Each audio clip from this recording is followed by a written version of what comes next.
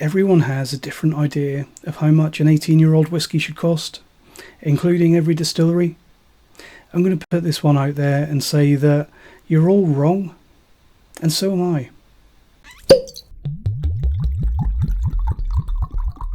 There's just such a huge range of prices now when it comes to 18-year-old whiskey, not to mention 21 or 25 or 30-year-old stuff, which has just been taken away from us.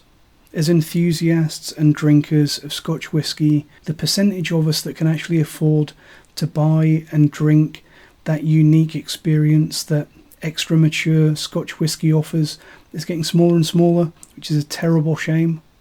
But perhaps one of the biggest shames of all is that 18-year-old whiskey, which used to offer a very accessible route into aged Scotch whisky, itself is rapidly accelerating out of our reach.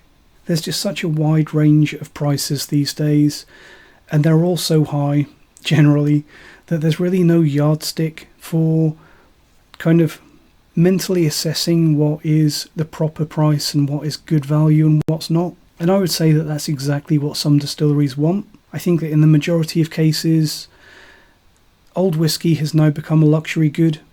It's like jewellery, handmade Swiss watches, or hand-built sports cars, where price has become detached from the level of quality and the cost of manufacturing, or the experience that you actually get. The same as those other luxury goods.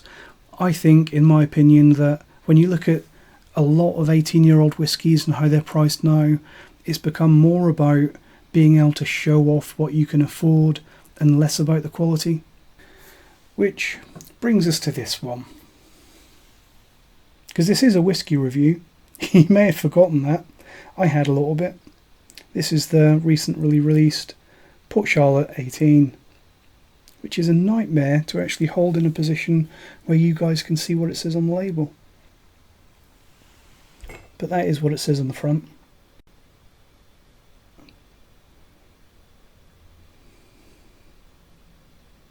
I do quite like that. I'm not a huge fan of embossed or custom bottles because I think that they should really be spending the money on what's inside rather than tarting it up on the outside, but that does look pretty good.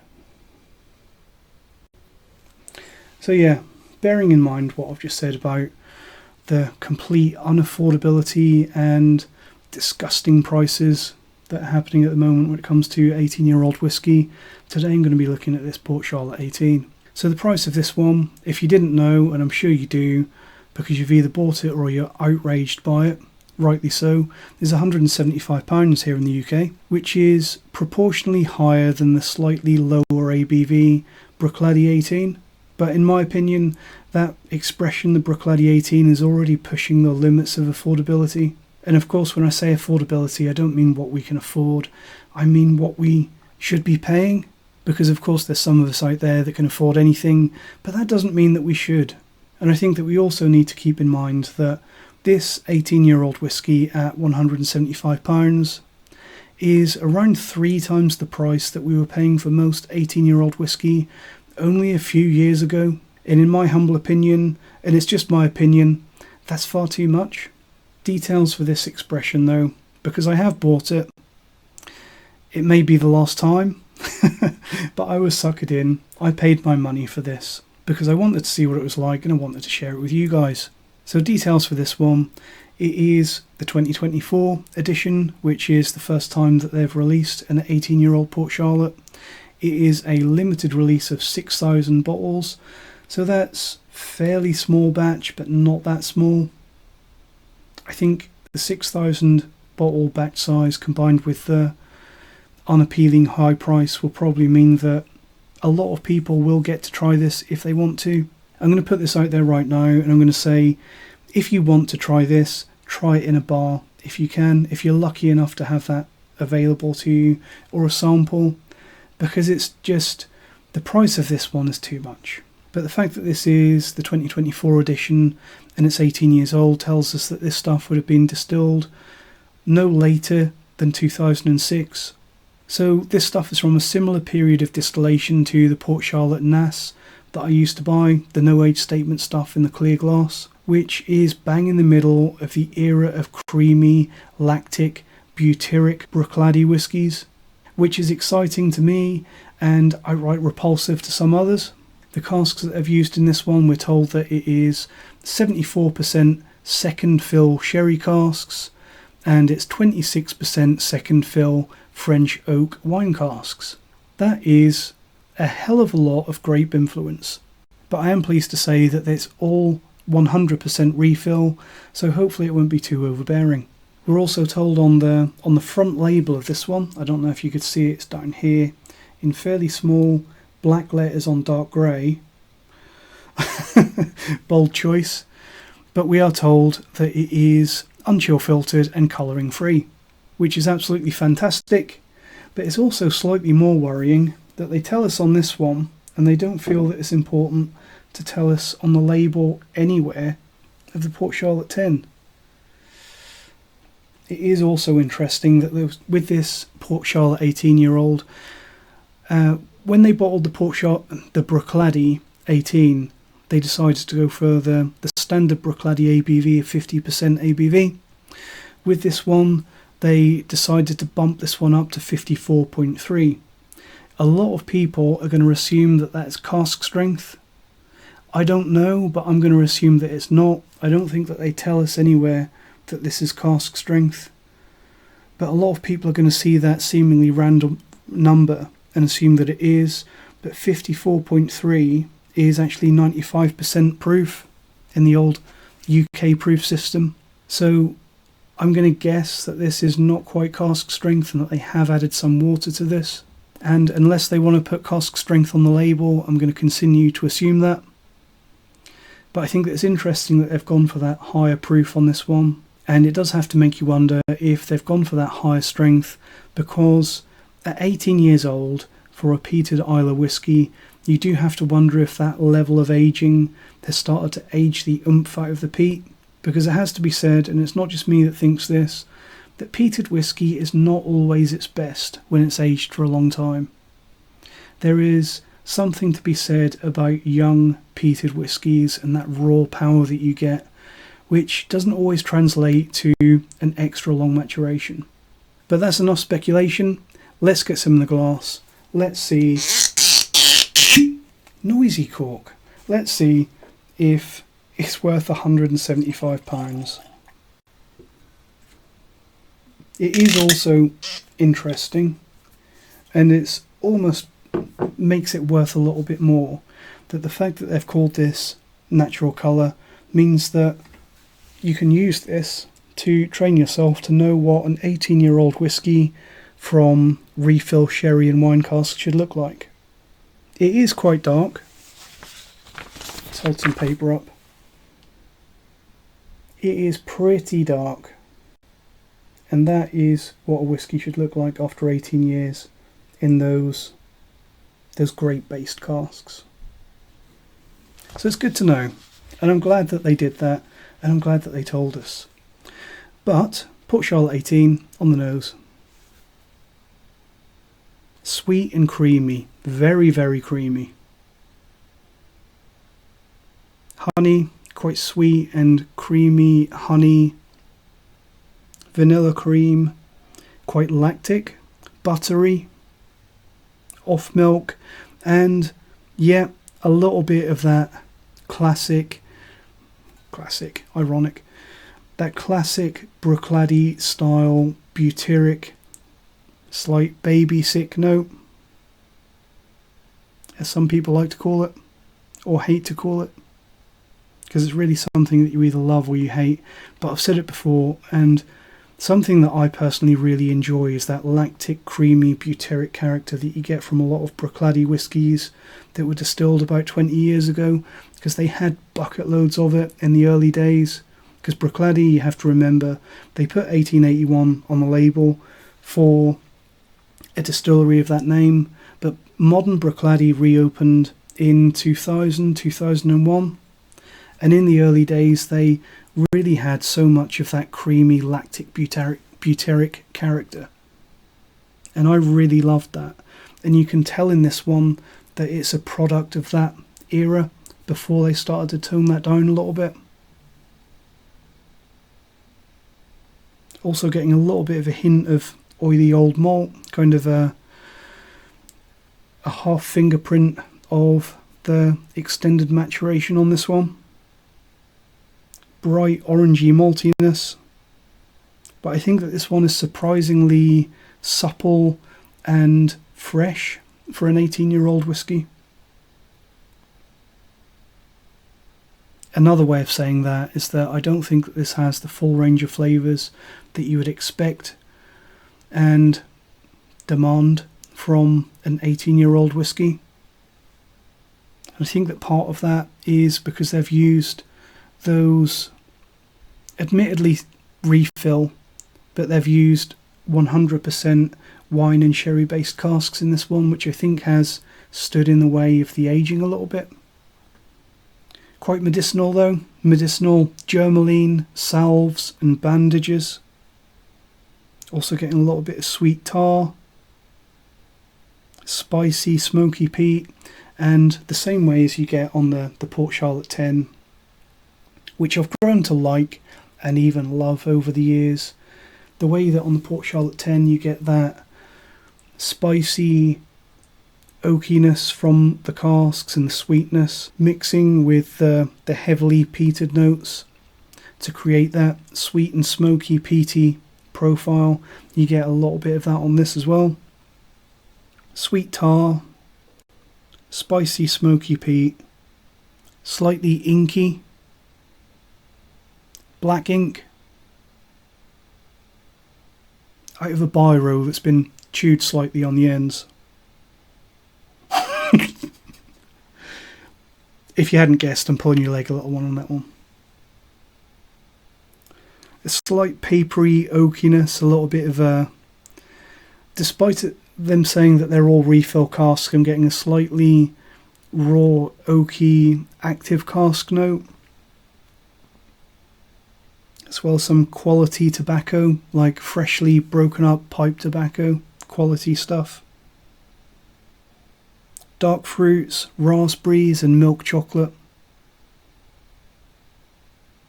As well as a little bit of a chalky, fruity, slightly mineral, chalky pill red wine note.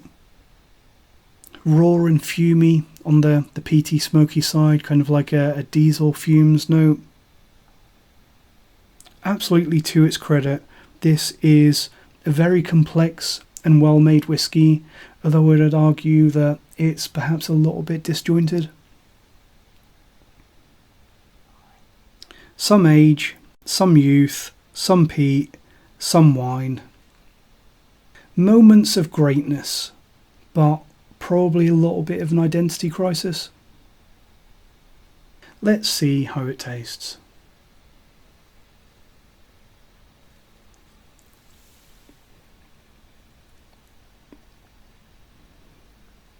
Very dark, smoky, lots of spicy oak, cinnamon hots, you know those hot cinnamon sweets that you used to get.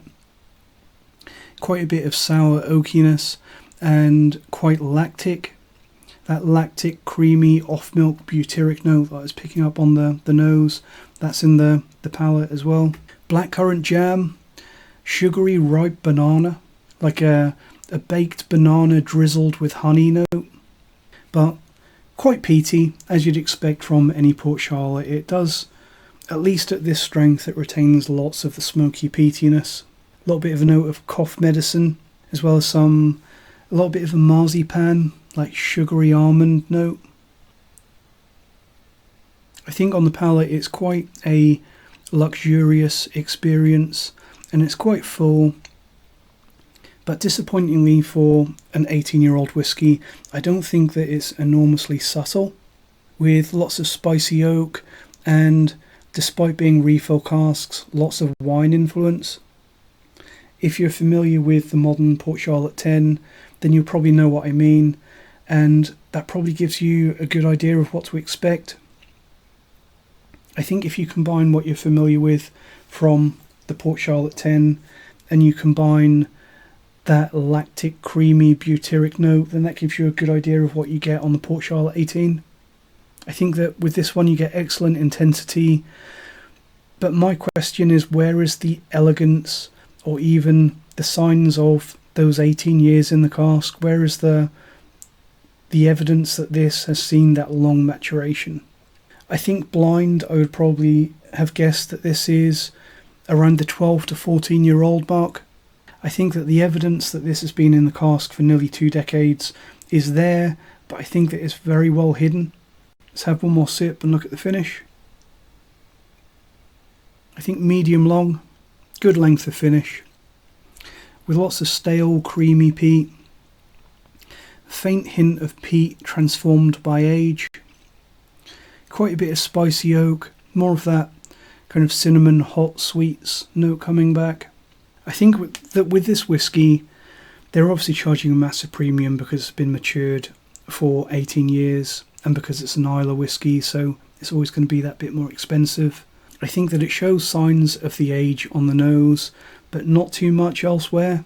I think that the usual slightly busy cask influence of modern Port Charlotte really gets in the way of that a little bit, and I would have liked to have seen them tone that down to let the casks really express themselves, or to let the malt spirit express itself that little bit more. It really reminds me of another distillery that always annoys me because it matures spirit for a long time and then slaps a really heavy-handed cask on it, and that's Jura. Jura can produce amazing whiskey. We very rarely get to see it. They quite often self-sabotage, and in the case of Jura, you see that in things like the Jura 18 and the 21, where they put a red wine cask finish on it, which would be a hanging offence. And at least to my tastes, I think that the sherry and the wine casks, despite being refill, on this one they really get in the way of what probably would be an exquisite experience on its own. So how does this compare to things like previous Port Charlotte expressions and the modern Port Charlotte 10? I think that this 18-year-old Port Charlotte, it is richer. I have compared this AB to the Port Charlotte 10. I'll do another video of that if you want me to, but the summary of it is that I think that the difference between these two is that the 18 has that noticeable lactic quality that Bruichladdich of the past always had, that modern Bruichladdich tends to not have as much of. I think that this 18, it does have a little bit more age too, but I don't think that it's a huge amount, and I don't think that it doesn't present itself as being an extra 8 years in the cask.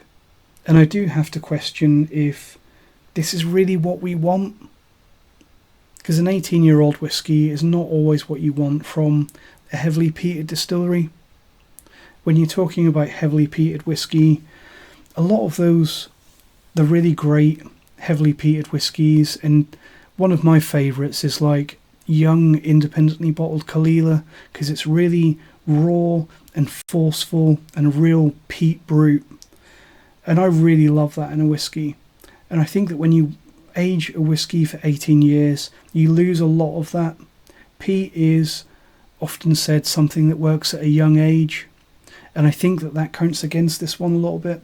I think that between these two, I think that the difference between them is, and I say this as a long-term Bruichladdich fan that loved those really lactic, creamy early Bruichladdich, I think that the difference between these shows as much as a difference in the changing house style over the last 20 years as it does the difference of those extra 8 years. In this case, I think when you're comparing this affordable, quality, fan favourite whiskey to the new 18, I don't think that the difference in price or difference in aging has really paid off. And in my humble opinion at least, I definitely prefer the 10, at least on a value for money basis. In fact, I don't really even think that the Port Charlotte 18 is significantly better as a flavour experience than what you get from the 10-year-old. I do actually think that the 18-year-old is better. I do prefer it in some ways, but I think that the difference between these two is disappointingly close, and that just seems wrong. An 18-year-old whiskey should be really special, really, really special, especially at this £175 price point. And I think that when you're talking about recommending a whisky, price definitely has to come into it. Obviously, I don't factor price into scores if I choose to give them, but I absolutely factor in price when I'm talking about recommending whether I think a whisky is worth buying or not. And I think that the price of this Port Charlotte 18, to be honest, is quite obnoxious. I think that it's a particularly unfriendly price, because this stuff, we have to remember that when Port Charlotte release an 18-year-old whisky, who are they selling this to? They're not selling this to someone that wants a bottle of spirits to get drunk, or they're not selling this to people buying whisky in the supermarkets. They're not selling this to casual consumers. They're selling it to you and me. They're selling it to people who are passionate about whisky. And I think that charging £175, over 3 times the price of this stuff, is just a little bit of a kick in the teeth, and it's just taking advantage of the passion of you and I. Yes, it's an 18-year-old Islay whisky, so they're going to get a little bit gougey on the price just because they can, and at £175 they certainly have. But I think that it cuts both ways. When you're judging a whisky, a truly great whisky may justify a higher price tag, but on the other side of the coin, when you put a really high price tag on a whisky, I think that you should really expect to be judged to the very highest standards, and they should expect a little bit of criticism at the least if you don't meet those high standards. And to me personally, I think that when you compare the moderate improvement that you get over the 10-year-old with this one, it does not justify the additional cost to the extent where I would ever consider buying this again. I'm not going to. You might have noticed that there is a third bottle on the table. Who hadn't noticed? This one. The reason I've got this one out, who remembers this one? I don't know how many of you watch all of my videos and remember all of the drivel that I come out with, but some of you will probably remember this. This is it was a little bit of a splurge purchase. It's a Bruichladdich 2004, which I think made it around 17 years old. So it's a heavily peated, heavily sherried, cask strength, small batch, natural colour, non-chill filtered Bruichladdich. It's a batch of 1,270 bottles, if you're interested. The review of this stuff is still up on my channel if you want to have a look. And the reason why I got this one out and put it on my desk here is that this new Port Charlotte 18 is a large batch, similar age, similar stats to this one, but this one was £15 more. And in my opinion, this stuff is quite a lot better.